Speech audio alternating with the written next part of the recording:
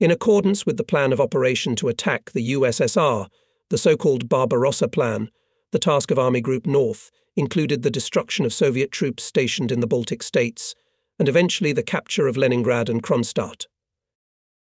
The capture of Leningrad was to be accomplished before the capture of Moscow, which could have achieved militarily important objectives, namely the destruction of the main Soviet naval strongholds on the Baltic Sea, and thus giving its own navy more freedom of action. The seizure of the Soviet war industry in the area, the exclusion of Leningrad as a strategic springboard for a Soviet counter-offensive that could have dealt a serious blow to the flank and rear of the German units advancing on Moscow. And finally, Leningrad was isolated only as a strategic bridgehead, while the other objectives were not achieved. When in September 1941 the German soldiers approached Leningrad within sight distance, and the advanced units were already standing on the outskirts of the city, Hitler ordered to stop further offensive and transfer tank units to the area of Moscow. After that, another unexpected maneuver was made, namely the Volkhov Front was created. On the Volkhov, the struggle was conducted from the German side in order to encircle Leningrad, and by blockade to achieve the fall of the city of 1 million people, the Russians strove with all their might to liberate the second capital of the USSR, which bore the name of the founder of Bolshevism, and was the place from which the successful development of this regime began. It was a struggle for lofty goals, but not for deciding the outcome of the war. Heavy defensive battles, accompanied by heavy losses, were fought during 3 harsh winters and 2 summer campaigns. The front on the Volkhov was still strong when the German troops, after great victories and heavy defeats, were forced to retreat westward across the entire strip of the central and southern fronts.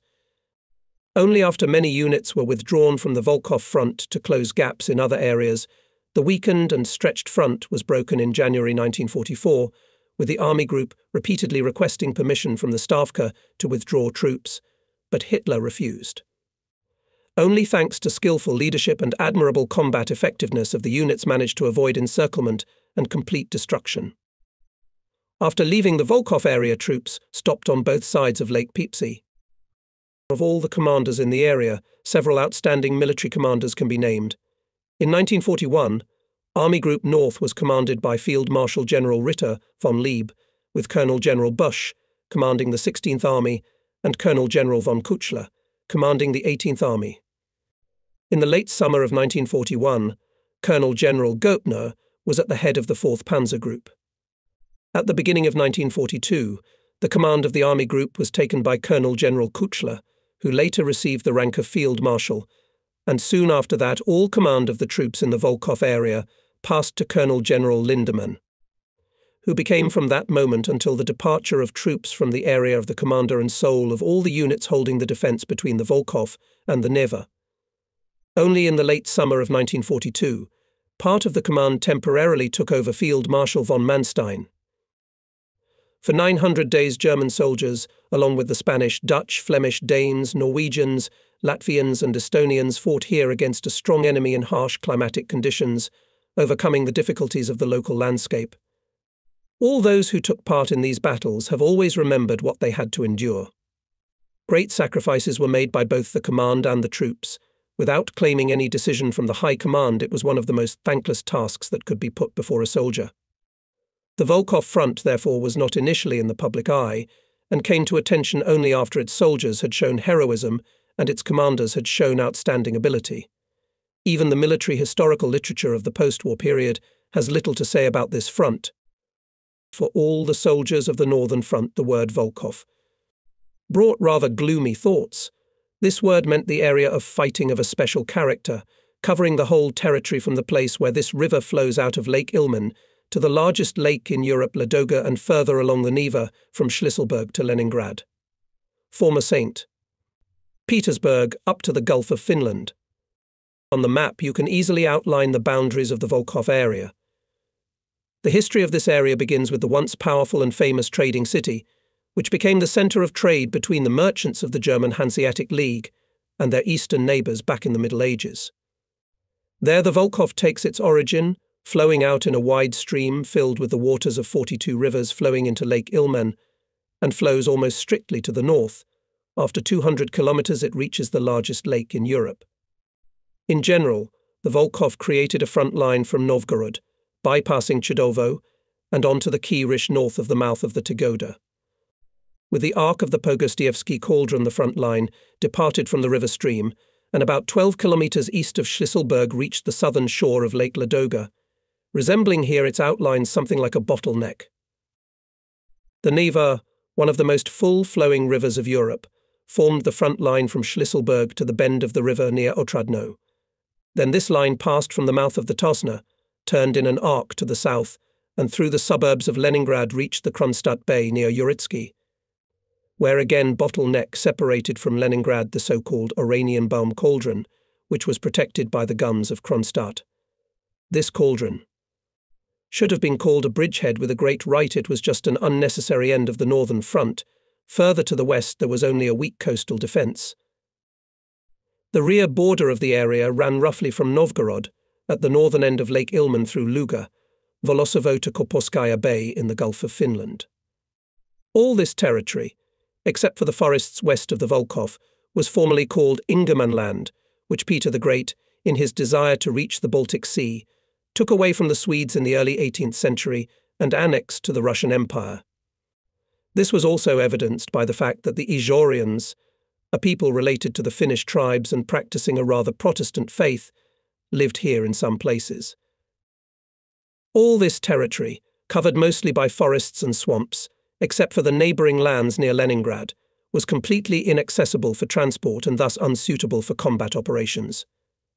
The railroads approached Leningrad in the form of radial rays, from the west from Narva through Yamburg, from the south from Pskov through Luga, from Dino Station through Vyritsa, and from Novgorod, from the southeast from Moscow through Chudovo, Luban, Tosno, from the east through Karishi, Pogosti, Mgu, as well as from Tikhvin through Volkhovstroy, Mgu, and finally, from the northeast from Murmansk, past Lake Wonega through Volkhovstroy, Mgu. Two junction stations, having found themselves in the hands of German troops, became the target of the Russian offensive MGA to the east and Krasnovardisk to the south of Leningrad. There was another railroad line, which was practically unused and ran westward toward Volkhov from Novgorod, through Chudovo, the station in Tigoda, and on to Volkhovstroy.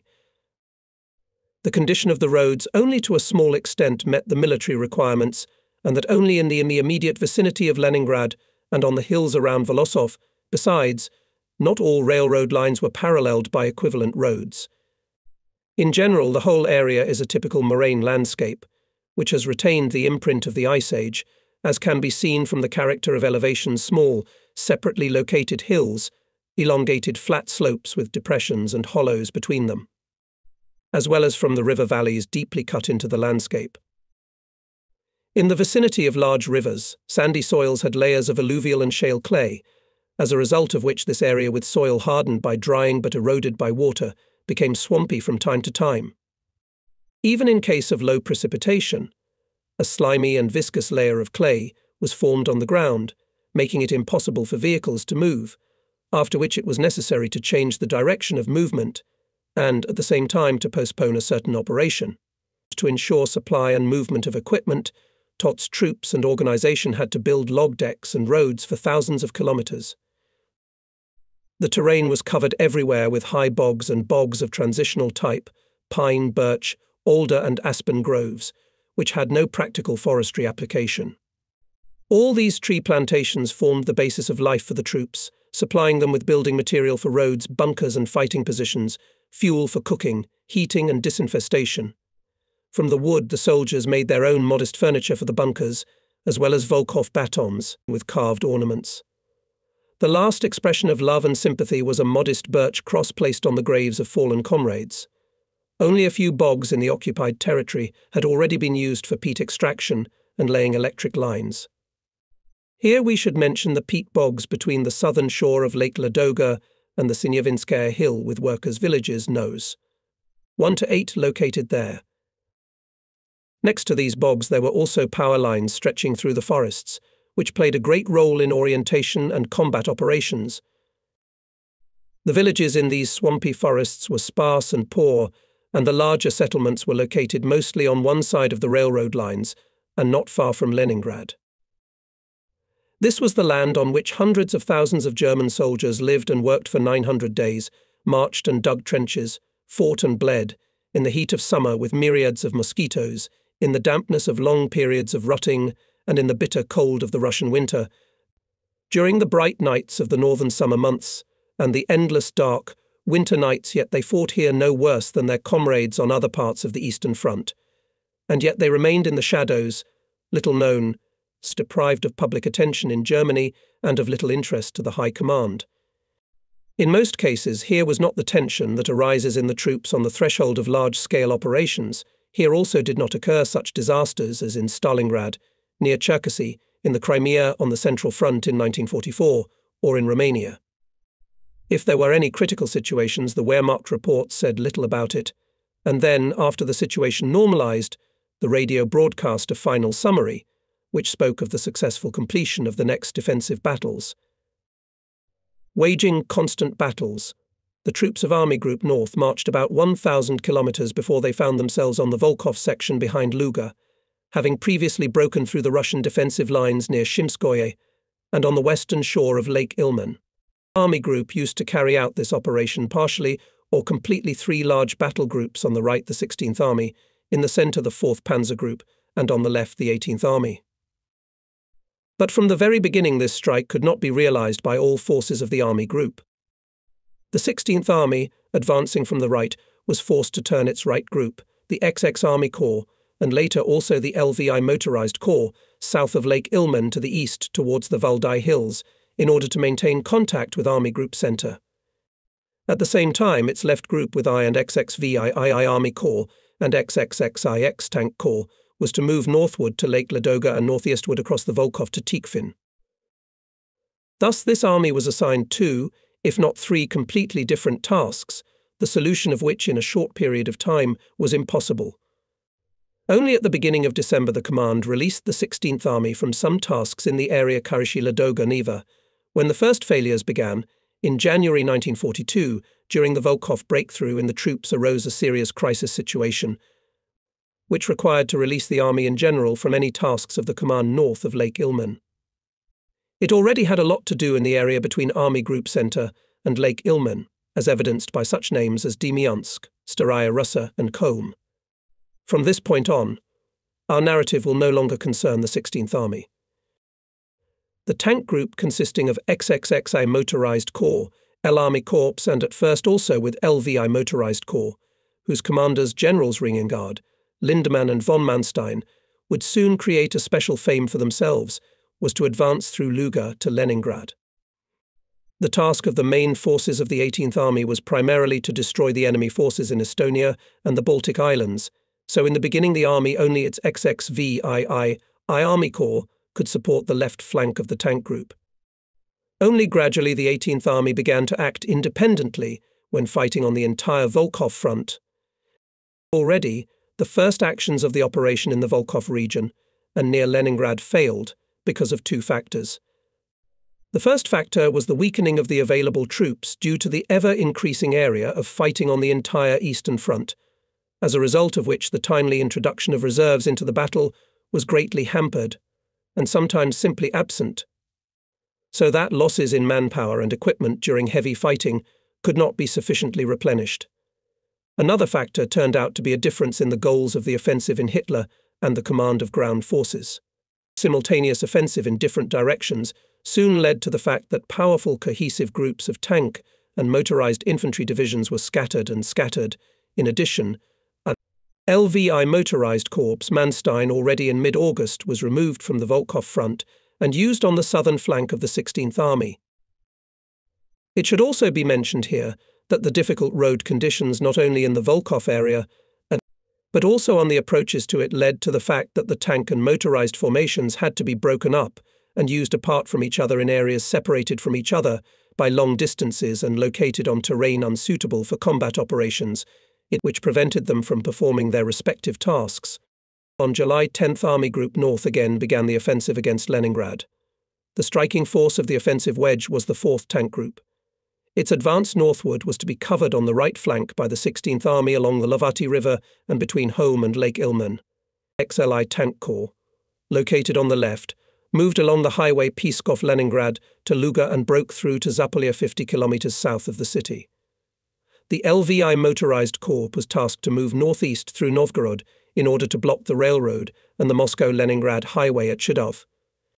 For this purpose, Brandenberger's 8th Panzer Division was to create a bridgehead at Mga, with the support of the 3rd Motorized Division Jana on the left flank, while the right flank remained uncovered, as the SS Division Totenkopf stood at Opochka as a reserve of the tank group. On July 12, the LVI Motorized Corps, with the 8th Panzer Division on the left and the 3rd Motorized Division on the right, began an offensive to the northeast, along the line of Soltsi-Maly-Utogosh, and faced on both sides of Gorodishche with superior forces of the 27th Soviet Army, as a result of which the corpus was forced to go on the defensive on July 15th, and already on July 18th to retreat several kilometers.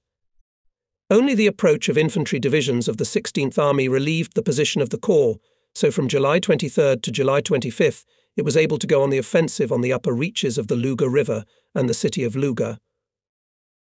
Brutal battles began, in which gradually entered parts of the 122nd Infantry Division Moholtz, SS Police Division, a regiment of the 285th Security Division, as well as the 269th Infantry Division. Due to unfavorable weather conditions, the attack on Luga to capture the city did not begin until August 10th, while the LVI Motorized Corps was already on the march towards Narva. To the east of the battles for Luga, the I Army Corps was advancing to Novgorod with the 11th, 21st and 96th Infantry Divisions, as well as with the 424th Infantry Regiment of the 126th Infantry Division. On August 15th, and the following days, the 21st Infantry Division, together with the 424th Infantry Regiment, stormed Novgorod, which was engulfed in flames of fires.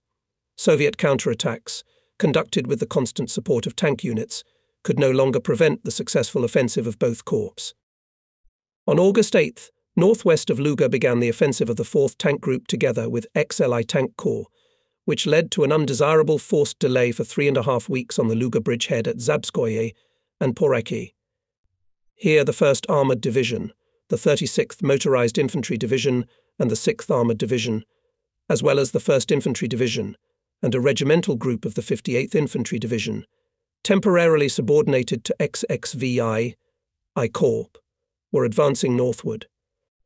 All these units, overcoming serious critical situations and suffering heavy losses, reached the Kingisepp-Volosovo railroad line on August 11th and 14. The XXXVII Army Corps was to provide the western flank of the offensive in the Narva area, but this corps, after the withdrawal of the weakened 58th Infantry Division, could not cope with this task alone. Thus, in the course of heavy fighting, Army Group North made a breakthrough in the Volkhov area. During the breakthrough, it was greatly supported by the 1st Air Fleet with its VII Air Corps on the right and I Air Corps on the left. Ahead beckoned the long-awaited goal of all the intense fighting and heavy losses, Leningrad. Prospects for a breakthrough to Leningrad were favorable. Unfortunately, on August 15th, it was necessary to transfer the 3rd Motorized Division to the 16th Army south of Lake Ilmen, to the decisive left flank of the tank group. The 16th Army moved the I Army Corps from Volkhov to Chudov, where the Moscow-Leningrad Railroad was finally blocked on August 22nd. On the highway west of Volkhov, XXXIX Panzer Corps was advancing together with the 12th Panzer Division, 20th Motorized Division and 122nd Infantry Division, to then turn at Chudov on the road through Luban and to Sno to Leningrad. The XXVII Army Corps, consisting of the 96th and 121st Infantry Divisions, struggled to push forward northward through swampy forests on both sides of the railroads to Dino and Luga, fighting a constant battle against the enemy and the quagmire. The forests were crowded with large and small units of Soviet forces fighting near Luga. In place of the relocated LVI Tank Corps and the 36th Motorized Division, XLI Tank Corps, along with the 1st and 6th Armoured Divisions, now marched westward and by 25th August was moving by road toward the Leningrad fortifications after the central positions near Luga had been broken through from the rear. L Corps followed through Luga, which was taken on August 24th, and XXVII Army Corps of the 18th Army moved from Narva, following the motorized units, fighting constant battles with enemy rearguards, approached the Luga crossing near Yamburg on August 22nd and attacked from the southwest the outer defensive ring of the Russians near Leningrad. They were followed by the XXVI Army Corps, which pushed back the enemy forces to the coast in the direction of Oranienbaum, but he failed to fully seize the southern shore of the Gulf of Finland, where the heavy artillery of the island fortress of Kronstadt and the warships that were nearby. They continued to fire, and after they were landed by Luftwaffe planes on the ground Shallow Bay. Now, Army Group North, 80 days into the campaign, was facing the outer ring of Leningrad's fortifications. With incredible enthusiasm, the command and troops overcame enemy resistance, difficult weather conditions and bad roads. It seemed that the reward for all the sacrifices made and all the difficult journey was already clearly in front of them. Preparations for an offensive on Leningrad were immediately initiated. While the I Army Corps moved forward to Kurishi and blocked here the railroad through MGA to Leningrad, the 16th Army positioned XXIX Panzer Corps and XXVII Army Corps so that Leningrad was surrounded from the east. On September 8th, the 424th Infantry Regiment, which was part of the 20th Motorized Division, passed through the Sinyavinsky Heights, occupied Schlisselburg and captured the southern shore of Lake Ladoga up to Lipoki. Thereby the frontier was reached, on which it was possible to hold until the middle of January 1943. In these days, the famous bottleneck between MGA and Schlisselburg was formed, which could not be stretched eastward through Chernaya. Because of the adjoining Neva, the connection with the land up to Otradnoy for Leningrad was cut off. The Finns regained their former 1939 borders north of Leningrad on the Kalian Isthmus along the line Tariiki-Rotu-Matsaperti. The Finnish government refused to conduct an offensive and cross these borders for military, but above all for political reasons it wanted thereby to show that there were no military objectives for the Finns on this old Russian land. The participation of the Finnish army in the offensive on Leningrad was also beyond its capabilities, but would have been very desirable for the German forces. The breakthrough from the southwest through the ring of fortifications succeeded. On September 11th, soldiers of the 1st Division from East Prussia stormed Krasnoye Selo, the former training ground of the Tsar's Guards. From the east, the 122nd, 96th, and 121st Infantry Divisions of the 16th Army fought with stubbornly defending Russian units in fortified positions near the lower Tosna and Izhora. The latter two bore the brunt of the fighting, captured the water crossing and crossed the road Yam-Izhora-Slutskuk. XLI Tank Corps 1st, 6th Tank Divisions and 36th Motorized Division was advancing from the south, and XXXVII Army Corps of the 18th Army with the 1st and 58th Infantry Divisions from the southwest. At the same time, to the west of these compounds, XXVI Army Corps surrounded enemy troops south of Oranienbaum.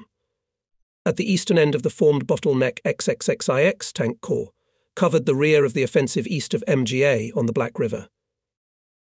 By September 13th, the advancing units broke through the defensive positions near Krasnogvardisk. September 15th, they captured Pushkin and reached the shore of the bay between Uritsky and Peterhof. Before them opened gilded domes of palaces and cathedrals of former St. Petersburg, smoking chimneys of factories and high-rise cranes of shipyards and port facilities of modern Leningrad. Empty streetcars stood in the streets. Steamships and motor ships sailed to and from Kronstadt. The goal of all their sacrifices and overcome difficulties was in front of them. General Riengard, commander of the tank units, had the same impressive picture before him as he stood at his observation post and considered the future course of the offensive. The Soviet troops were badly battered, workers in factories and shipyards had already been mobilized to fight the enemy.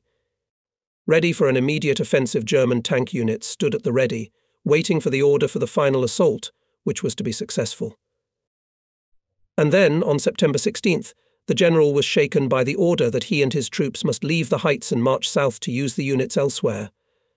He immediately called the Chief of Staff of the Army Group, Lieutenant General Brennecke, who was a good friend of his, and explained to him that the situation was as favourable as ever, but they had to give up opportunities that promised clear success. However, the latter replied that the Commander Field Marshal von Lieb had already been informed of this by the Commander of the Ground Forces, Field Marshal von Brauchitsch, and that he was of the same opinion. But the order, despite all objections, came from Hitler himself, and the order is an order. He does not allow delay. Binding his heart, General Riengard gave the order that removed from the front of his tank divisions, which of course could not be immediately replaced by infantry divisions of appropriate strength. The enemy gained a respite which allowed him to regain important lost ground, but not only that, Leningrad was saved, as the future showed. It was a turning point on the northern front, a repetition of the miracle at the Marne. That day of September 16th created such an operational situation, which throughout all the battles in this area for the next 800 days will serve as a basis for assessing the forces of ground forces, Luftwaffe and Navy in the Baltic Sea area, for calculating all casualties in manpower and equipment. The words of Schiller are truly appropriate here, what we have renounced at this hour. Fate will never give us back. What happened? May. How could it happen that it was Hitler, for whom it was very important to capture Leningrad, before taking Moscow in order to have a clear picture of the balance of forces on his northern front, at this crucial moment prevented Field Marshal Ritter von Lieb and General Riengard to carry out this operation? There were not then any reasons of an operational nature, which would have required exactly in these days to use the 4th Tank Group elsewhere at the expense of refusing to take Leningrad. In the estimation of experienced soldiers, the command could have found other ways to achieve success. In the book by B. von Losberg, in the headquarters of the Wehrmacht operational leadership, this issue was discussed in some detail. Hitler unexpectedly refused to capture Leningrad because he was afraid to take direct responsibility for supplying the city's population of millions. As an occupying power, he was obliged to bear this responsibility under international law. As a besieger, he could take the fortified city by force and force it to surrender, and he could completely destroy it with artillery fire and aircraft, since, in his opinion, the city founded by Peter the Great was to disappear from the face of the earth. These plans of Hitler regarding further fighting for Leningrad, which put before the Field Marshal and his troops, not only from a military point of view inexpedient, but also absolutely unrealizable for the soldiers, led to the fact that such an outstanding military commander as Ritter von Lieb was forced to resign. On September 20th, the offensive on Leningrad was finally stopped, and the siege of the city began. The encirclement line was established, which until January 1944 generally marked the front line, although in some places as a result of persistent fighting recaptured or lost a few hundred or thousand meters. The original goal, the capture of Leningrad, was not achieved either now or later, since because of the water road across Lake Ladoga, it was impossible to take Leningrad by force, and there were no other gaps in the encirclement. The front line began on the southern shore of Lake Ladoga, ran from Schlisselburg along the high eastern shore of the Neva, through a more or less large Russian bridgehead to the mouth of the Tosna southwest of Otradno, thence past Kolpin through Pushkin and Uritskik, which were in German hands, to the Gulf of Finland near the entrance to the port of Leningrad. This section of the front often saw exhausting positional battles fought in trenches, craters and ruins of houses. In calmer times, battle-weary troops could take a break from positional warfare in swampy forests. To the west, near Peterhof, the front line was again moving away from the coast and embraced the peculiarly shaped Oranienbaum cauldron, stretching to the Koper Bay and occupying an area of 1,000 square kilometers. The very name cauldron was a misnomer, as it was a bridgehead that could have both supply and artillery support from Kronstadt. This cauldron chained to itself constantly 3 to 4 German divisions, and in January 1944 became a rather unpleasant springboard that allowed the Russians to break through the German front. The forces to eliminate this bridgehead by offensive were no longer there. The command was forced to accept its existence willy-nilly after the September 25th offensive of the 291st Infantry Division southwest of Peterhof was suspended. The enemy used the resulting respite to reorganize his forces. Between Lake Ladoga and Leningrad stood the 55th and 42nd Armies, in the Oranienbaum cauldron the 8th Army. About 30 divisions, exhausted by the fighting to one degree or another, were pushed back to the area of the Leningrad front.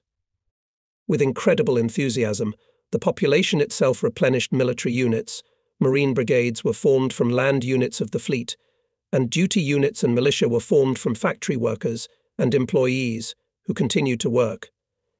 The industry of Leningrad produced primarily armaments and ammunition, and tanks practically from the assembly line went to the front. The population was used for the needs of the front.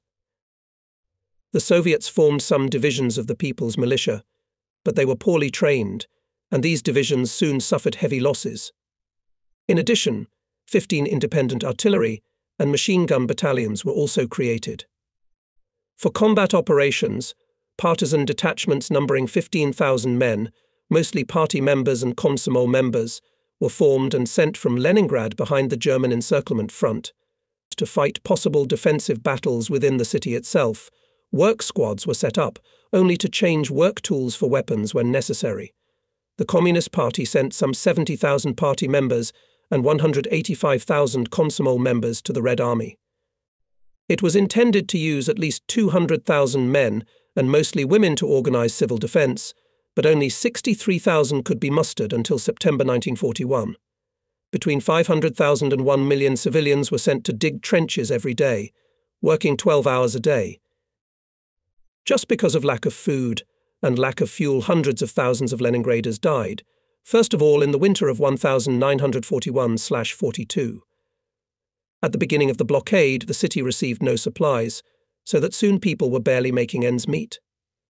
As a result of the encirclement of Leningrad by German troops, the evacuation of part of the population, whose presence in the city was not required, as well as industrial equipment, was stopped, so that a large number of valuable machine tools and machines were lost. At the end of August 1941, the population of Leningrad was 2.5 million, to which should be added the population of the suburban settlements and villages that had been surrounded, and between 400,000 and 800,000 refugees, so that in all, approximately 3.25 to 3.8 million civilians had to be supplied with many necessities, among whom were approximately 1.2 million children and the disabled, and it was simply impossible to employ them in any kind of work. No exact figures are available on the number of casualties who died as a result of starvation, disease, and shelling of the city, but some estimates range from 0.5 to 1 million. Despite the blockade, the Soviet authorities managed to organize the supply of the city via Lake Ladoga, although in the first winter it was completely insufficient.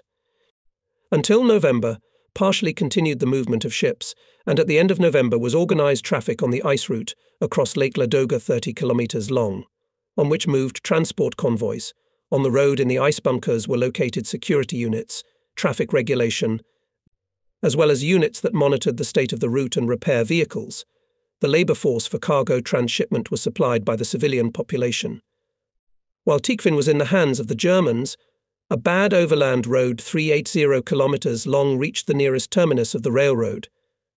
When the Russians reoccupied Tikhvin, this road became much shorter, until later a railroad track was built adjacent to the lake from the east. The ice road was located outside the range of German artillery fire. German airplanes, it is true, could interfere to some extent with traffic on the road, but not disrupt it completely.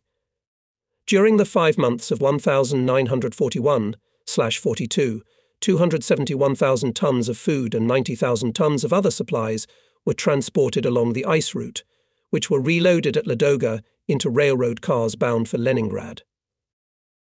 This icy route was the road of life for Leningrad, allowing not only limited transportation of supplies and evacuation of people to the city, but also operational transfer of troops in both directions.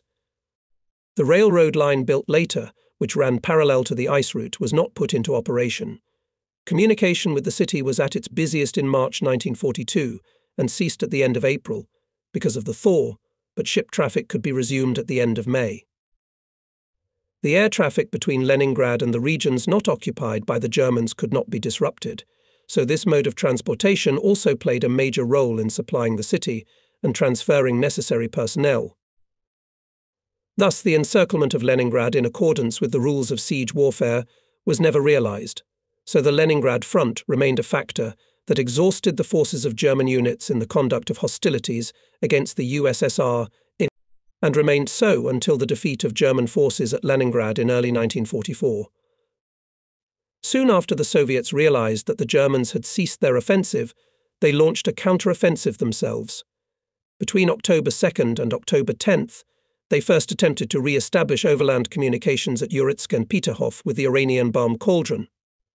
From October 21st to December 22nd, they constantly carried out offensive operations on the Neva, as a result of which the 96th Infantry Division redeployed during this time from Izhora to the Neva. The paratroopers of the 7th Airborne Division, urgently delivered by airplanes from the Reich, and the 1st Infantry Division, which pulled up later, suffered heavy losses during many difficult weeks.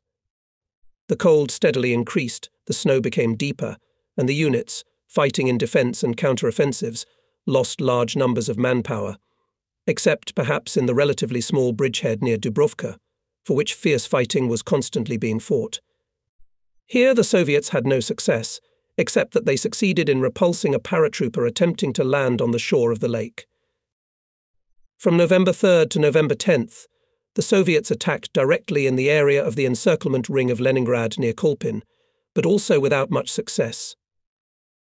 At the same time, for the northern group of the 16th Army arose the task, which consisted in combat support of the Leningrad blockade areas in the east and northeast. This is how the Volkhov Front came into being. On this front, for about 9 more months, maneuver warfare turned into position warfare and vice versa.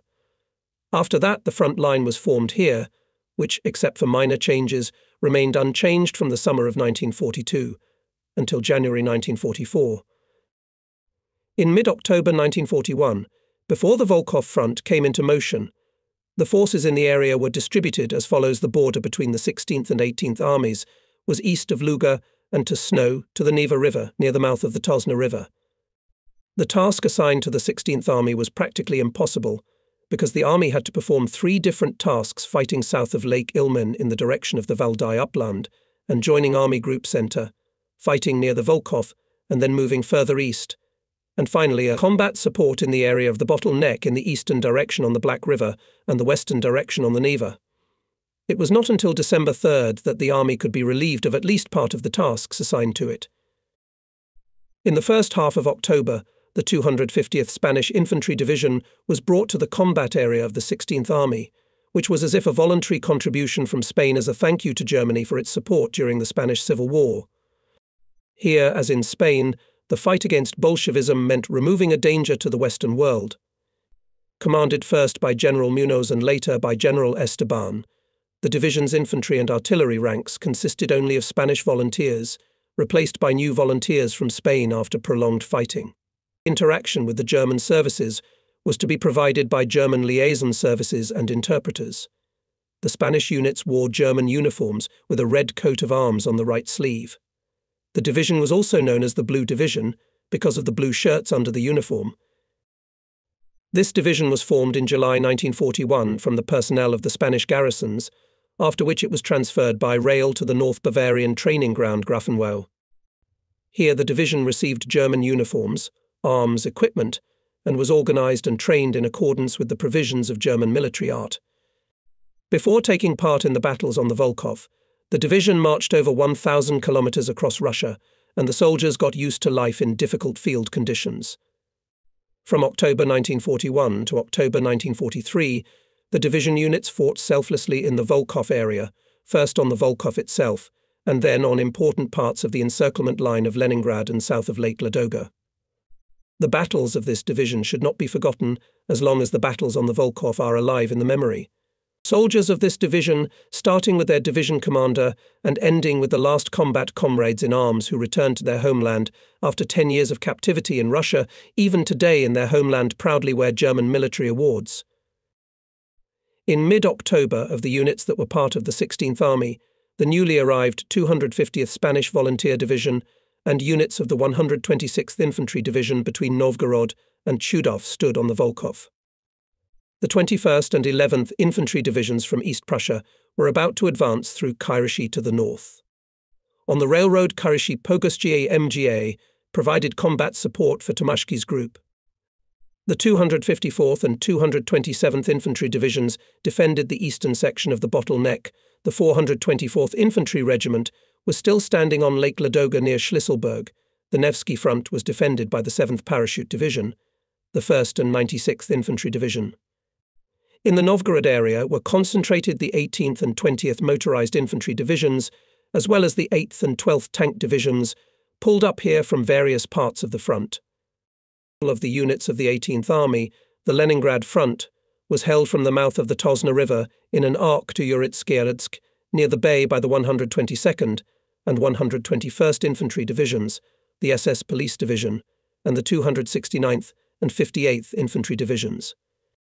Around Luga stood the 285th Guard Division, which provided protection of the rear areas of the army, where in the deep forests were a large number of Soviet soldiers who moved after the summer fighting in partisan units. North of Leningrad stood Finnish divisions along the old 1939 border, but they were not going to cross it. After the offensive on Leningrad was finally stopped, the German command was developing a plan for the fall of the fortified city through a large-scale operation of the 16th Army. For this purpose, all available forces of the Northern Front were placed at the disposal of the army. At the same time, German troops on the entire Eastern Front were carrying out an offensive to the east. Army Group South conducted encirclement battles on the Sea of Azov, advanced in the direction of Rostov-on-Don and captured Donbass. Army Group Center surrounded and destroyed powerful enemy forces from Bryansk to Vyazma, to then move to the decisive blow along the line Tula-Moscow-Kalinin. The southern group of the 16th Army fought to capture the Valdai upland and had to maintain contact with Army Group Center. Everything was going to go to the Volkhov River and to go on the offensive to the east and northeast. The river was to be forced a wide front.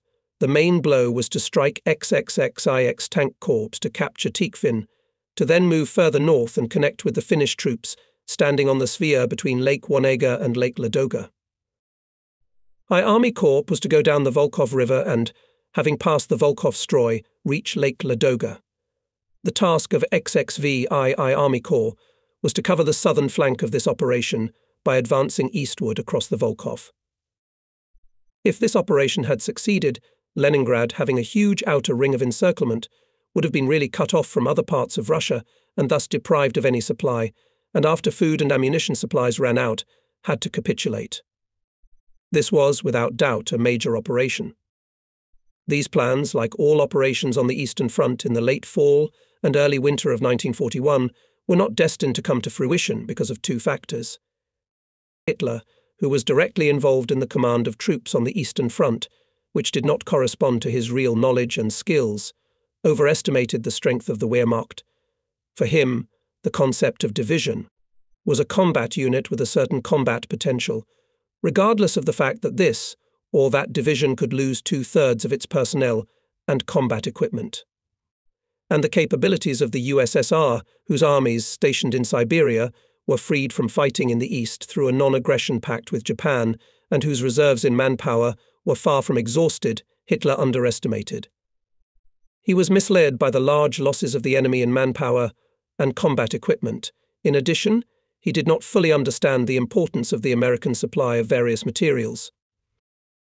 The second factor was the early onset of severe winter, which was a great surprise to him, as he believed that before the onset of winter will be able to make an operational decision that will allow him to wait until spring in the eastward pushed frontier, without conducting any major operations. Both factors were so weighty that as a result of severe frost German troops were on the brink of disaster, which was avoided only thanks to the decisive orders of Hitler and the extraordinary resilience of the command and the troops themselves. The terrain where the northern group of the 16th Army was to advance east of the Volkhov and along the river itself was more than unfavourable. Everywhere you go there was forest and swamp, swamp and forest. The only more or less bearable road was the road from Chudov to Tikhvin through Gruzino, and the rest were terrible field and forest roads, which were badly washed out or covered with ice during frosts, no communication along the front, no railroad to supply the troops. With the forces of 2 armoured divisions and 2 motorised divisions, XXXIX Panzer Corps carried out a strike on Tikhvin, which after fierce fighting was taken on November 9th by the 18th Motorised Infantry Division and the 12th Panzer Division, while the other 2 divisions defended the flanks, especially in the southeastern direction. To protect the southern flank, the 126th Infantry Division, together with the incoming reinforcements, had to force the Volkhov River on both sides of the Ural and continue the advance to Malaya Vishera. They managed to cross the river on October 16th, and on October 23rd, as a result of fierce fighting, Malaya Vishera was taken by storm. The city was held until November 20th, until after 4 weeks of brutal winter fighting the division retreated to the Volkhov again.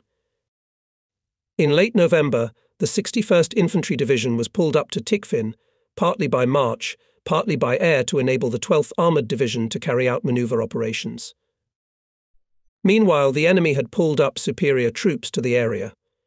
At Tikhvin he carried out an offensive with the forces of 6 divisions against 1 German division, so that the city was almost surrounded. The Soviet troops were pressing harder and harder on the flanks of the Tikhvin wedge, and by this time the real Russian winter, which had come a little earlier this year, had fully come into its rights, and the temperature was lower than usual. As early as November there was 40 deg of frost, and in the following winter months even 50 deg and below. The German soldiers had no experience at all in fighting in such temperatures, and the troops were totally unprepared for such conditions in terms of clothing, equipment, and transportation. As can be seen from Hitler's fall orders, he was firmly convinced that in the winter we'll no longer have to conduct any operations, but only to ensure the protection of conquered territories. In addition to combat losses, German troops lost many soldiers due to frostbite, in addition, at such a frost failure of engines and automatic weapons. All this was a heavy burden on the shoulders of brave German soldiers, and what was happening near Tikhvin was only the beginning. Connect with the Finns on the Sviri failed. On the contrary, on December 9th, Tikhvin was again surrendered. XXI X-Tank Corps fought its way back to the Volkhov to avoid being surrounded and destroyed. For the first time, Army Group North received a tangible retaliatory blow, which did not lead to disaster only thanks to skillful command and incredible resilience of the troops. This was shortly after the southern flank of the Eastern Front had experienced the first retaliatory blow at Rostov-on-Don, and when the Wehrmacht command at Moscow foresaw a crisis of even greater magnitude. The climax of the German offensive on the entire Eastern Front was behind us. Hitler overestimated his capabilities, believing that the Russian losses in manpower and equipment were great enough, and did not heed the warnings of his military advisers. On the Middle Volkhov River, on either side of Chudov, the 126th Infantry Division was conducting an offensive eastward toward Malaya Vishera. In late November, to the north of it, the 215th Infantry Division pulled up near Gladia, where it joined up with the 20th Motorized Division. Both divisions experienced here for the first time the peculiar conduct of winter fighting against the Russians. Harsh winter, long distances, and lack of appropriate winter clothing forced to conduct focal defense in captured settlements. To keep a continuous front was no longer possible. In this connection, platoons, companies, as well as headquarters, wagons and supply units were positioned so as to be ready for a circular defense. The terrain between the strongholds could at best be kept under the crosshairs or controlled by reconnaissance teams. Of course, none of this prevented the enemy from infiltrating in one place or another. The Soviet army was far superior to the German troops in equipment and preparation for winter warfare in deep snow and bitter cold. Fleece-lined winter clothing, felt boots, and fur hats protected Russian soldiers from frostbite. Some infantry units were equipped with ski eyes, which provided them with increased maneuverability. Heavy weapons and supplies were transported on sleds. The engines of vehicles and tanks were not sensitive to low temperatures. The tracks of tanks were wider. All this allowed the Soviet troops to be very mobile in winter, to which the German Wehrmacht came not immediately and only after bitter experience and heavy losses in manpower as a result of frostbite and in equipment, but the necessary maneuverability German troops could not achieve. The higher mobility of the enemy and the superiority of his troops in terms of numbers constantly led to the fact that German troops were often encircled, and strongholds were forced to break through with a fight. In addition, in the fighting used supply units, and the movement of troops was carried out on a caravan system. For this movement, supply vehicles were organized into groups, which were guarded by combat-ready infantry units and, if possible, by individual tanks, especially at the beginning and end of the column. Supply thus became, of course, more laborious and time-consuming, but it was safe. Unusual conduct of combat operations, which had to face the Tikhvin group, soon became the rule in wide areas of the Volkhov front. The troops learned new methods of fighting from the enemy and under the pressure of circumstances. There was nothing of this in the combat manuals and field service manuals of the headquarters. In the entire Volkhov region, the command and troops were not sufficiently supplied with maps. The maps that were available, especially with scales of 100,000 and 150,000, were simply useless and even misleading, as they were outdated and inaccurate, and often looked like primitive schemes. This deficiency was especially noticeable at strongholds conducting defensive battles. The enemy's map situation was much better, as the Soviets kept their new maps secret. Only in the spring of 1942 did the troops receive usable maps created by cartographers and surveyors of the Army and Army Group based on captured maps and aerial photography. Some units of the 250th Spanish Infantry Division, which was the southernmost unit to protect the flank, forced the Volkhov River eastward and performed admirably, receiving a baptism of fire in the heavy fighting for Pozad, Otensky, and Shevelevo, while the rest of its units defended Novgorod and provided combat support on Lake Ilmen. The fact that the 260th Infantry Regiment lost 560 men in the battles for Posad and Otensky from mid-October to mid-December shows how steadfastly and bravely these volunteers from Spain fought. After the coming frosts made the roads more or less usable and the Volkhov was covered with ice, the 21st and 11th Infantry Divisions of the I Army Corps went on the offensive on both sides of the Volkhov River in a northerly direction in order to break through the Volkhov-Stroy-Svanka line to Lake Ladoga. As a result of a parallel offensive across the Black River by parts of the eastern section of the front on the bridgehead bottleneck near Schlisselburg, the Russian troops, standing on the southern shore of Lake Ladoga, were to be destroyed.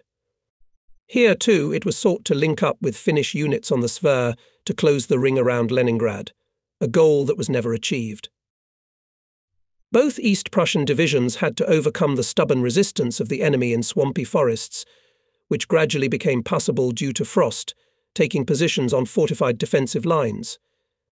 Every day the targets of the offensive were, if possible, not yet destroyed settlements, where it was possible to find protection from cold and snow for the night.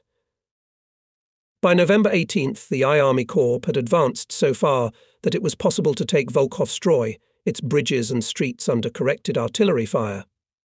Soon, however, the advancing forces weakened because of the increasing enemy resistance. The combat composition was significantly reduced, as well as in all other parts of the front, as fresh replenishment in sufficient numbers did not arrive from Germany. Companies sometimes numbered from 25 to 40 soldiers instead of the prescribed strength of 125 men. The offensive from the side of the Black River also collapsed. Under Volkhov-Stroy, thus, there was the same winter fighting as east of the Volkhov in the battles for strongholds and supply routes. When in mid-December XXXIX Tank Corps was forced to retreat, and the Russians, constantly pulling up fresh forces from their inexhaustible reserves, reached in some places on the west bank of the Volkhov in its middle reaches, the communications of the I Army Corps were threatened. On December 20th, in accordance with the order, began the retreat of both East Prussian divisions, which dragged on until Christmas. During the battles for Tikhvin and Volkhov-Stroy, the orders of the command in the Volkhov area finally became more reasonable. The dividing line between the 16th and 18th Armies ran on December 3rd from Babin in a northeasterly direction to the northern outskirts of Tikhvin.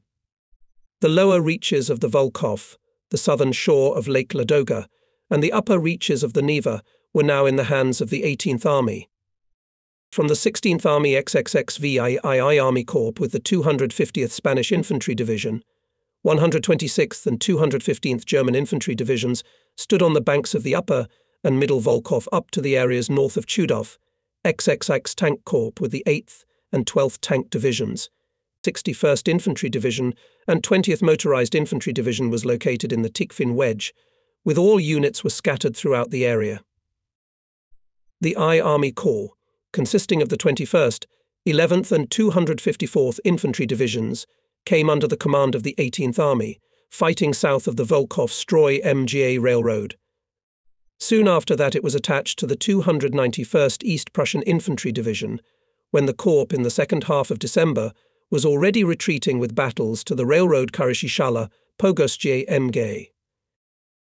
The XXVII Army Corps, consisting of the 223rd and 227th Infantry Divisions deployed to the east, and the 1st and 96th Infantry Divisions on the Neva, deployed to the west, operated in the bottleneck.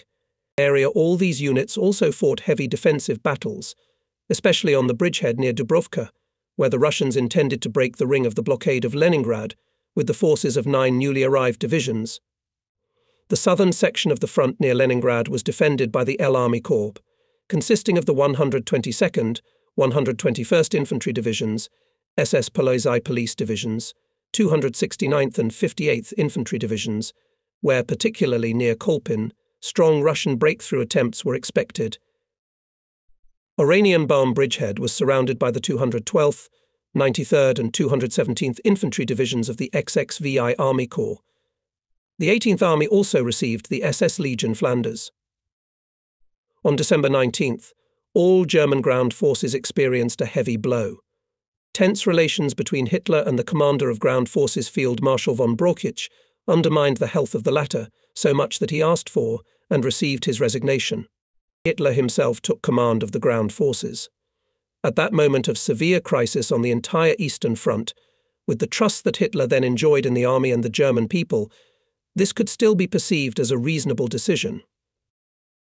A more serious circumstance was that this militarily gifted amateur exercised command of his troops until the end of the war and did not hand it over to any capable general, a professional military man, and there were quite a few such generals.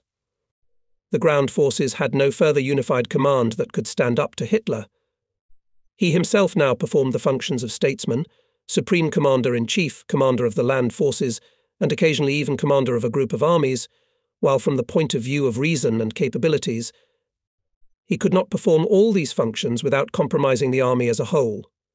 Whenever he could, without a shadow of a doubt, he contacted divisions, regiments and battalions from the Stavka by wire and gave unnecessary orders regarding the conduct of combat operations of these units. In the course of the changes in the command structure of the land forces, there was an important change in the commanders who held senior positions in the Wehrmacht. General Field Marshal Ritter von Lieb left his position, after which he could not find a worthy use for himself. On January 18th, Colonel General von Kuchler took command of Army Group North, and Cavalry General Lindemann became commander of the 18th Army. Heavy for the German Command 1941 year was coming to an end. The rumble of battles, which threw the divisions of the Volkhov front to Tikhvin and the lower reaches of the river almost to its confluence with Lake Ladoga, gradually quieted down. The troops were at the original positions where they stood in October. The combat readiness of the units, loss of life, loss of equipment, all this was in vain. The troops were on the verge of exhaustion. Everyone realized that the enemy, having a significant advantage in strength, took the initiative of combat operations in their own hands. Between Lake Ilmen and the Karelian Isthmus stood a fifth of the entire Red Army. In these days did not know only that here, in the Volkhov region, the Russians will never let this initiative out of their hands. As for the successes of the German troops, they were achieved in the last battles in order to prevent dangerous Russian breakthroughs and the return of old positions, and ultimately an attempt to bring the war in the east to a decisive turning point. On the rest of the front, these attempts failed, above all on its southern section. This meant that the command and the troops had resigned themselves to the situation, which was bitterly realized when special reports about the other fronts were broadcast over the radio, and when they also reported powerful Russian counterattacks against which nothing could be done. The front on the Volkhov remained as if in the background, and yet the soldiers selflessly fulfilled their duty.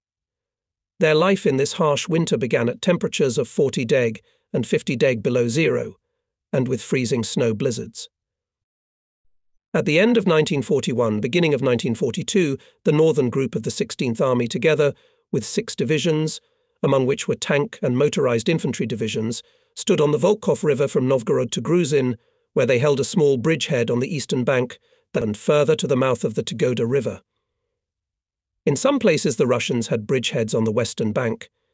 The river was covered with ice, and there were no obstacles to crossing it, except that the troops could now pass through many swamps.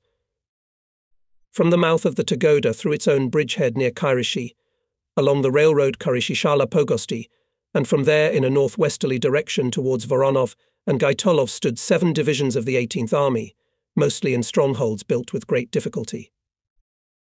This entire front from Novgorod to Lake Ladoga could not be called solid even due to natural obstacles, favourable terrain and defensive positions. Everywhere there were gaps through which everywhere could seep partisans or Soviet troops in one or another number.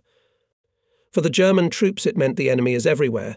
Everything had to be fought for supply routes, for rear services in the bitter cold, completely unfamiliar to German soldiers, with a lack of winter clothing, while the enemy was perfectly dressed, accustomed to this climate, and was absolutely unpretentious in terms of food.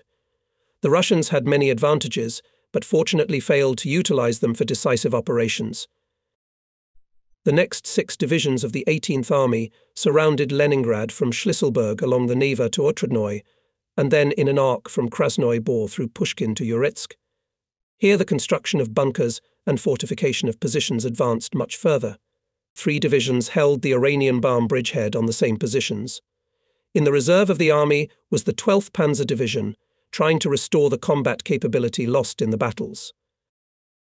But all these positions from Novgorod to Oranienbaum were located where by chance the fighting stopped, where Hitler's order not a step back without my permission paralyzed the front. This order was undoubtedly correct, and was given to save the rickety Eastern Front from disaster. Once the goal was achieved, it should not have become an unchangeable dogma and forbid the middle and high commanders to consciously make responsible decisions. In the Volkhov area the troops suffered from this order as much as on other fronts. In besieged Leningrad, the catastrophic situation had reached its limit. The city really could have perished, and it took all the determination and firmness of the dictatorial system to reckon with neither the life nor death of hundreds of thousands of citizens, women and children. The Soviet troops also had major supply problems, losing 50% of their personnel before spring. Still, the city held on, and the supply situation, which had allowed a daily ration of 5,0012, 00 calories depending on how busy a person was, began to gradually improve after the Russians recaptured Tikhvin, and the overland route from the railroad terminus to the lake was reduced to 180 km. In mid-January it was reduced to 60 km, and in mid-February, due to the connecting branch of the Kirov Railroad to Kobona, it approached the very shore of the lake. The battles, which did not stop even during the Christmas holidays, broke out here and there, then on the Volkhov, then on the Maluk swamps near Shala and Pogosti, so that several battalions had to be withdrawn from the Nevsky front. Nevertheless, the Russian counteroffensive from the east to liberate Leningrad seemed to have lost its former magnitude and was not as threatening. The Russian High Command realized the danger that threatened Leningrad, so it decided to liberate the city at any cost using powerful new forces. The fact that the German Volkhov front forced the Russians to pull up here significant forces was undoubtedly a tangible relief for parts of the army, which were scattered and fought hard on the central sections of the front. The forces that the Russians used during their offensive on the Volkhov could have allowed them to influence the outcome of the battle with German units on the central front. Stalin made the same mistake as Hitler. He wanted to attack simultaneously on all parts of the front, and therefore did not achieve a decisive victory anywhere. Stalin ordered to form a new group of armies from new pulled-up-here parts, the so-called Volkhov Front. The Second Shock Army was squeezed between the 52nd and 52nd and 59th Armies. It consisted of elite troops mobile in winter conditions and specially trained along with 8 rifle divisions. It was also 8 shock brigades of 3 battalions and 1 artillery division each, as well as 10 ski battalions. The rest of the compounds were pulled up later. All these units were opposed by 2 German divisions of the XXXVII Army Corps, weakened by recent fighting. The 126th Division stood on the right flank, the 215th on the left. The purpose of the Soviet offensive was operational in nature. After crossing the Volkhov and the highway connecting Novgorod and Chudovo, the Second Shock Army was to go deep into the forested, swampy areas, where there could no longer be any German resistance, but to advance further north past Luga through Yamburg, and thereby cut off all the 18th Army supply routes, so that then, after the approach of new fresh forces, to destroy it between the Volkhov and the Gulf of Finland, that is, in front of the gates of Leningrad. This whole operation was a harbinger of success, because the Russians knew about the weak forces of the Germans on the Volkhov front, about the small tactical reserves of both German divisions, and the lack of a corresponding reserve in the 18th Army, knew that from other areas where heavy fighting also could not transfer reinforcements. In developing these plans, the Russians did not take into account only one thing: the willingness of the German command to make firm decisions, and, above all, the incredible resilience and combat readiness of German soldiers of all ranks and branches of the army, which could make the impossible possible. The battle, which began on January 13, 1942, after a reconnaissance battle, lasted until June 27, 1942, with the fighting then subsided, then flared up with renewed vigour. Attacks were replaced by counterattacks, crisis situations, suffering and incredible difficulties that the soldiers had to endure, laid a heavy burden on the shoulders of the command and troops. This was the Battle of the Volkhov Cauldron, also called the Vlasov Cauldron, after the name of the Russian commander, as General Vlasov was considered a particularly talented army commander. After this battle, he ended up in German captivity, where he felt in his soul a disagreement with the Soviet system and abandoned it. Soon he was leading Russian soldiers ready to fight on the German side against Bolshevism. The capability and skill that he himself, his officers and soldiers possessed was never recognized or properly utilized by Hitler. The fate of General Vlasov and some of his generals who collaborated with him ended tragically in Moscow. They were hanged. No less tragic was also the fate of his officers and soldiers, who were handed over to the Soviets in 1945. As a result of the winter battle on the Volkhov, the 18th Army was on the verge of a catastrophe that could be compared to the 6th Army's catastrophe at Stalingrad, especially since the battle for the Pogostevskaya Cauldron, formed north of the highway linking Chudovo and Tosno, was included by the Soviet command in its operational plans, coincided in time and thus intensified the crisis situation. From the point of view of operational plans, the battle also had a connection with the Soviet offensive on the completely broken German positions between Lake Ilmen and Orel, that is, in the section of the southern group of the 16th Army and Army Group Center. The merit of the commander of the 18th Army, General Lindemann, as well as its privates, artillerymen, radio operators and chauffeurs of field kitchens, is that both defensive battles ended successfully. Moltke characterized the strategy as a system of balancing a difficult situation. Here, even within small battles, everything was brinkmanship. The shortage of reserves of the army, all the units of which were involved in the battles, already from the very beginning required a corresponding juggling of forces. Naturally, a soldier prefers to fight best in his own unit, which belongs structurally to a particular unit, from a company to a division. In it he feels secure, and this protection is felt with him by his commanders and the soldiers of neighbouring units, as well as by the supply services that provide him, if possible, with everything he needs at any given moment. He knows who he can argue with when things go wrong, and he also knows that everything will be all right again. He knows that everything he does will be understood and approved, and that the field mail will get him a letter here from his homeland, and that he will get the help he needs if he is wounded. The same is true of battalion, regimental, and divisional commanders, who also prefer to command their own units, where they know to whom they are giving orders, know how to evaluate subordinate commanders and subordinate units accordingly, and utilize them properly. Of course, the unified military training of officers and soldiers within the army ensured joint actions of mixed formations, but did not make it the rule. Every day the situation became more and more complicated, which required everyone to take not very pleasant measures. This situation in the troops was nicknamed the cobbler's job of minor repairs. And yet, to overcome all the crisis situations, as well as to save the Volkhov-Leningrad front, except for this work there was no other solution. And here it must be said that the commanders and their staffs showed outstanding abilities and passed this test. Soon the command removed from the areas that were not exposed to enemy attacks individual headquarters, battalions, batteries and companies, threw them into the resulting gaps, formed brigades, battle groups and subgroups, whose personnel changed. There were regimental headquarters that gave orders in the Nevsky section, while their own battalions fought in the Volkhov Cauldron, and at Pogosty there were artillery regiments and engineer battalions, whose individual batteries and companies were also dispersed along the entire front. The units of the various divisions were intermingled with each other, and there were combat groups composed of German, Spanish, Flemish, and Latvian battalions. Difficulties in fighting units of different nationalities together included disagreements due to difficult language problems, as well as differences in the character of one or another nation. But even these difficulties and problems were eventually overcome with the goodwill of all. The soldiers of the supply and logistics services were in action day and night, when they had to fight in columns to supply strongholds or to hold a circular defense at their supply depots, and when they went into action with temporary combat formations to patch up gaps in a section of the front. Finance chiefs and gunners also took up arms and proved that they still had powder in their powders. Vacationers and replenishments who were travelling in echelons were taken off the train, formed into improvised units and sent into battle. Marching battalions from the reserve army made up, if necessary, for the losses of units that had been defeated.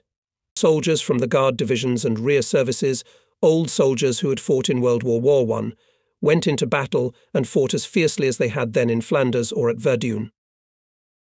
The troops survived the battles in the encirclement on the Volkhov thanks to the very system of juggling. Soldiers and commanders cursed everything in the world, but gritted their teeth and stood to the death. They knew that only through their joint efforts would it be possible to get out of a difficult and dangerous situation they did, and the commander of the 18th Army could rely on his soldiers on the Volkhov and in Pogosti. The losses were especially great among the officers and non-commissioned officers who by their own example encouraged their soldiers in battle. In battalions and companies, commanders were often changed within a few days. Doctors and orderlies were always with the troops and selflessly helped them in all battles. People were not enough, so from the occupation troops in France was brought to the Volkhov area 225th Infantry Division, which changed the mild climate to the harsh Russian winter, which of course entailed frostbite of many soldiers. The forthcoming large-scale offensive was not a surprise to the German command, as this was evidenced by radio interception and aerial reconnaissance services, particularly railroad traffic. The Battle of the Volkhov began in the area of the XXXV III Army Corps location on the inner flanks of the 126th and 215th Infantry Divisions on January 13th, preceded by reconnaissance attacks that were repulsed. After heavy artillery and mortar fire, the superior Russian brigades and divisions rushed across the thick ice of the Volkhov River toward the weak German defense line.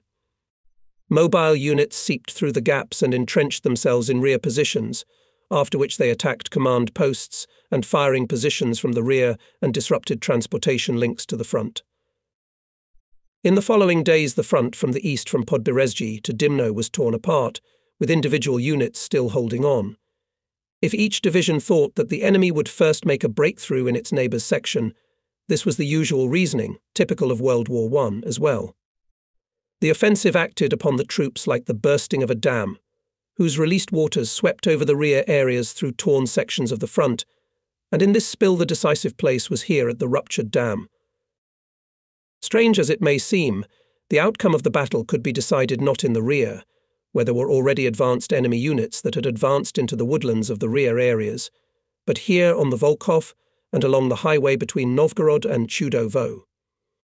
All this was known in Army Group North, where appropriate responses were taken. It was also known to the troops and commanders on the Volkhov, who fought here with special bravery and fortitude for every square metre. Apparently, the Soviet command did not take German resistance seriously enough, but counted on the effectiveness of its strike in the rear, instead of advancing north and south on both sides of the highway. It was very important that the 126th and 215th Infantry Divisions, together with the reinforcements transferred to them, held their positions east of Podberezhye and near Dimno on the Volkhov and reduced the breakthrough area here to 30 kilometers, which made it possible to hold the defense in the area of the highway near Semtitsy and Mali Zamoshi in the south and near Sparskaya Polistia in the north, while the settlements of Myasnoy Bor and Moski were able to hold out in difficult conditions as strongholds that were surrounded. Here in the end the outcome of the Volkhov battle was to be decided. The narrow section of the Russian breakthrough on the highway complicated their supply, and thus their further advance deep into the German rear. The Soviet troops constantly tried to expand this section by bringing in new forces, but they failed. The 16th Army was now no longer able to use divisions to the north of the breakthrough and to provide them accordingly. The command of Army Group North drew the necessary conclusions from this and on the 22nd ordered to change the boundary lines between the 16th and 18th Armies. The 215th and 61st Infantry Divisions were transferred to the 18th Army, while the 16th Army operated south of the breakthrough area. On January 23rd, General Lindemann took command of the front to Lake Ilmen.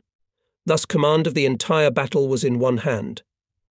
By this time the combat formations were already scattered along the entire front.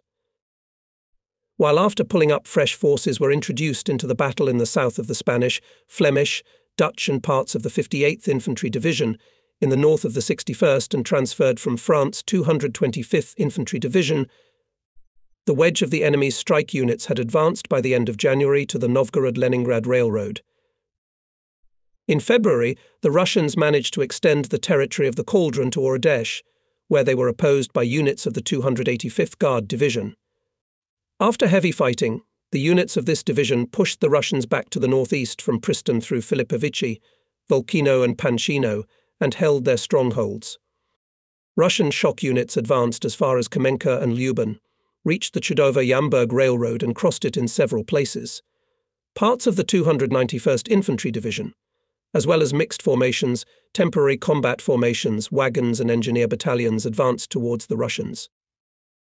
The most dangerous was the development of the Russian offensive in the direction of Lyuban, where the highway Tosno-Chudovo, which was used to supply all the troops located north of the breakthrough area up to Karishi, was threatened. If the Russians succeed in making this strike, all these units on the northern wing of the army will die. Here came to meet the Russians Group Endras, parts of the 212th Infantry Division, and other hastily formed units. On February 24th, the Russians were pushed back from the highway so far that the supply could be carried further, and one broken-through group of the enemy was destroyed, and by March 8th, the Russians were pushed back to the railroad Chudovo-Yamburg. The depth of the Russian breakthrough was about 70 kilometers. The Soviet command constantly threw new forces into the battle, rifle divisions and brigades, ski brigades, cavalry divisions, artillery of the reserve of the main command. Commanders and generals were replaced by new ones from whom decisive success was expected. Thus, Lieutenant General Vlasov became commander of the troops located in the territory of the Cauldron, the internal front of which was stretched for more than 200 kilometers. And yet the culmination of a dangerous situation for the 18th Army had not yet been reached. Until then, the Soviet command by forces of the 54th Army more and more constrained the German units transferred from the Nevsky front, in the area between Karishi and Lake Ladoga, with the Russians made small and large attacks, and some of their compounds seeped through the thin line of German defences near the railroad Karishi-Shala-Pogosti. All these attacks were repulsed in heavy fighting by units of the 11th, 96th and 269th Divisions. Later, the Soviet command concentrated 12 divisions with 200 T-34 tanks near Shala and Pogosti. The purpose of this maneuver was to break through the German defence line near the railroad and further advance towards Lyubani, in order to then, together with the units on the northern flank of the Volkhov Cauldron, conduct a two-way coverage. This was not as serious an operation as the offensive in the direction of Yamburg, but still quite dangerous, because if it was successful should lead to the destruction of the German defences in the entire area from Musky through Dimno, Karishi, and all the way to Pogosti. For this purpose the Soviet command, supposed to carry out the main blow of the Second Army in the area south of Lyuban, and parts of the 52nd and 59th Armies were pulled up to the Volkhov Cauldron to cover the flank and rear. Now 14 rifle divisions, 3 cavalry divisions, 7 brigades, 5 artillery regiments, and 1 tank brigade were involved here. The battle for the Pogostievsky area began on March 9, 1942, and, without subsiding, lasted for 3 weeks. The battle was very heavy, first on the railroad near Pogosti and Shala, then in the depth of the area near the settlements of Konduya, Zinino, Vinyagoluvo, Dubovik and Lipovic.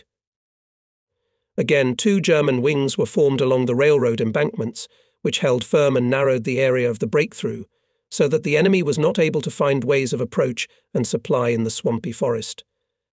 These were the railroad embankments northwest of Pozadnikov Ostrov and west of the Pogosti station. Attempts of the Russians to break the German units here, by advancing from the flanks at Vinyagolov in April, were unsuccessful, because the resistance of the defending, namely the units of the 96th and 223rd Infantry, as well as the 5th Mountain Division, was very stubborn. From mid-April until May, the Russians attempted to capture another section of the Pogostivskoye Cauldron in the southeast to thereby cut off the Champagne Cork near Karachi. Here it was stopped by units of the 11th, 21st, 93rd and 217th Infantry Divisions. The 54th Soviet Army, however, managed to make a breakthrough, but it could not continue to Luban. It seized territory in a swampy forest with an area of about 400 square kilometers, but there were no major settlements, roads or railroads. Thus, despite the loss of territory, it was a success for the German defense in the Pogostivskoye Cauldron, which made a decisive contribution to the victory in the Battle of the Volkhov Cauldron. Even less success was achieved by the Second Shock Army. All attacks to expand the area of the breakthrough, i.e., to the south towards Pogostia, and to the north in the area of Spasskaya Polnet towards Chudov, in the northern section of the encirclement ring near Krivino, Apraksin Bor, on the railroad Chudova-Yamburg near Krasnaya Gorka, were not successful. Here the Russians were seriously resisted by hastily assembled units of the German group Henneich. The Russian units that broke through were immediately cut off from the main forces and destroyed. In this area fought parts of 61, 81, 96, 212, 215 and 254th Infantry Divisions, 18th and 20th Motorized Divisions, SS Division Polizei and other compounds. Many commanders proved themselves as brave military leaders, but I would like to mention a few names: Colonel Scheidis, who died in April, Colonel Keckling, Colonel Frankowitz, Lieutenant Colonel Goin. The outcome of the battle for the Volkhov Cauldron was decided at the highway between Podberezhye and Spasskaya Polistya. It was here that it was possible to cut off the enemy who had broken through from his rear units, and this was understood by both the German command and the troops. Consistent implementation of this plan led to a well-deserved victory. While the battles for the Pogostievsky district in the north were still in full swing, on March 15th, parts of the I Army Corps went on the offensive, preceded by the SS Division Polizei. The offensive was carried out to the west of Spasskaya Polistya, in the direction of the enemy's supply lines. From the south they were met by units of the XXXVI Army Corps, the 58th Infantry Division together with units of the 126th and 250th Infantry Divisions. After fighting that lasted several days, on March 19th, both shock wedges managed to unite on the notorious Heather Clearing. The ring around the Volkhov Cauldron was closed for the first time. The enemy, however, managed to open one more supply route here at the end of March, but it was limited to 3 kilometers on both sides of the Heather sagebrush. Even the construction of 2 field railroads through the gap could no longer supply the 180,000 soldiers in the cauldron.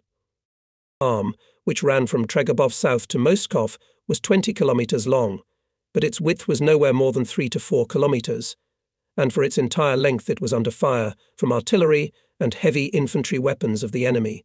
In addition, there were constant attacks by strike groups and infiltrated in this section of the Russian units. At the beginning of this arm stood a shield with the inscription, "Here begins the ass of the world." This arm, also called the Finger, the Russians tried to destroy with attacks from both sides. It was thawing time, but that did not stop the Russians. April 29th began the offensive from the east of the 29th Army on a narrow section of the front north of Moskov. 7 regiments and 2 tank brigades were thrown into the battle. At the same time, from the cauldron itself carried out an offensive from the west 4 divisions. A dangerous Russian breakthrough was imminent. The defending German units conducted their counterattacks in the swampy terrain. The arrow on the scales of the battle fluctuated for quite a long time, but the courage and selflessness of the defenders won. On May 13th, the Russian regiments that had broken through were surrounded and completely destroyed, and the old front line of defense was restored. The time for decision had come. The Soviet command made the appropriate conclusions and ordered the withdrawal of troops from the Volkhov Cauldron. It withdrew the XI Corps from the northwest corner of the cauldron and cancelled the offensive of the Second Shock Army south of Luban. First heavy artillery and supply units were withdrawn to the rear through gaps in the heath. The command of the 18th Army soon realized that the retreat of the enemy had begun and ordered an offensive in order to destroy, if possible, most of the enemy forces in the cauldron. On May 22nd, German troops on mud and melted snow began to pursue, and on May 30th crossed the site near Ravana, as a result of which the cauldron was narrowed to 20 kilometers. On the same day, the 20th Motorized Division, together with units of the 1st Infantry Division, managed to close the gap in the heath from the north and the 58th Infantry Division from the south and extend a cut-off position 2 kilometers wide and 1.2 kilometers deep across the Soviet lines of communication. With the steadfastness and unpretentiousness of the Russians, as well as taking into account the unfavorable conditions of the terrain, it took 4 weeks of fighting to finally free the cauldron from the Russian troops. Step by step, the German shock units made their way forward from all sides. There were constantly local crises on the cut-off position in the area of the heather sagebrush. Here, parts of 8 compounds from the west, in almost daily fighting by forces of 4 to 6 regiments, tried to achieve a breakthrough, while from the east were to hit the cut-off position parts of the 59th Army. From 7 to 10 regiments were constantly storming the encirclement positions between June 2nd and June 26th. Sometimes it seemed that the breakthrough was about to succeed, sometimes small forces without heavy weapons infiltrated, and eventually the position held out. At the very end of June, the resistance of the 2nd Shock Army, split into several sections, was broken. On June 26th, the battle that had begun on January 13th ended. 6 rifle divisions and 6 brigades were destroyed. 9 other formations were completely or partially defeated. Along with various officers of the command in the hands of the Germans was General Vlasov. 649 guns, 171 tanks, almost 33,000 prisoners left the Russians in the cauldron, and their total losses here amounted to over 130,000 men. The decisive outcome of the operation was that the attempt to liberate Leningrad failed. The territory that turned out to be occupied by the enemy on the Volkhov was a narrow strip of swampy forests on the west bank of the river and east of the highway on both sides of the Sparskaya Polystai, which had no important communication routes, but it was nevertheless a bridgehead, which the Soviet command repeatedly strove to create. The next territory that the Russians managed to seize was the Pogostievsky Cauldron, which constantly chained 3 to 4 German divisions, more than the front between Pozadnikov Ostrov and Pogostiev could do. This circumstance was unpleasant for the German command, but in the absence of railroads and highways here, this cauldron could not serve as a springboard for the Russians to make a dangerous main strike.